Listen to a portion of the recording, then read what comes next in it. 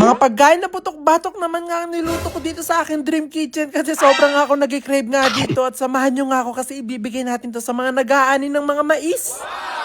Literal nga na pang malakasan ngayon lulutuin natin ngayong araw kasi kailangan nga na malakas ka kapag kumain ka nitong lulutuin natin. Ito nga mga pagkain na lulutuin nga natin ni talagang literal na sobrang sarap pero kailangan nga na minsan-minsan mo nga lang siya kakainin. Kaya hindi na nga ako nagpatumpik-tumpik pa, dali-dali ko na nga pinaglalagay nga dito sa kaldero nga itong mga balot nga natin. At pagkasala ko nga dito sa balot, nag-umpisa na nga ako maglagay nga ng napakaraming tubig nga dito sa aking higanting kawat. Ito nga mga pampalasa. Inilagay ko na nga rin dito itong dalawang ulo nga ng baboy nga natin tapos itong napakahaba nga nating belly at itong mga pata. Kailangan mo na nga kasi natin silang pakuluan nga dito para talagang sobrang crunchy mamaya tapos talagang sobrang malasa yung karne. At yung mga pangmalakasan nga natin mga putahe nga dito na lulutuin ay meron tayo ditong crispy ulo, bagnet, chicharong bulaklak, isaw ng baboy, meron din crispy pata, mga crabs, balot at giant chicharon. At matapos ko nga silang mailaga nga sa mga pampalasa nga natin ay dali-dali ko na nga silang pinagkakat nga dito para magawa natin yung mga putahe na gagawin natin. At dahil nakat ko na nga sila, mag-uumpisa na nga tayo magprito kaya naglagay na nga rin ako dito ng mantika sa ating higanting kawat. At talaga nag-uumpisa pa nga lang ako magprito pero nakikita ko ngayon mga kasama ko na talagang na-excite na nga sila, talagang takam na takam. At nung naprito ko na nga itong mga bagnet nga natin, sinunod ko na nga rin iluto itong mga crispy pata. At talagang hindi na nga rin ako nahihirapan nga sa pagpiprito nga sa kanila kasi sa sobrang laki nga nitong aking higanting kawat, talagang sabay-sabay ko silang napiprito. Sinalang ko na nga rin dito itong mga ulo nga ng baboy para maging crispy ulo na nga sila tapos sinabay ko na nga rin itong mga chicharong bulaklak. At habang piniprito pa nga ito, pumunta na nga ako sa gilid kasi meron pa nga tayong lulutuin. Ito nga mga alimango. Nagtunaw nga lang ako dito ng butter tapos nilagyan ko nga ng bawang tapos ginisa-gisa ko nga itong mga alimango nga natin. At hindi ko na nga ito nilagyan pa na kung ano-anong pampalasa kasi may sariling lasa nga itong crabs nga natin. Oras na naluto siya. At para nga talaga extra special, naglagay pa nga ako dyan ng patatas tapos nga ng sweet corn. At ito na nga yung panghuli-huli nga nating iluluto itong mga higante nga nating chicharon. At umabot nga mahigit 2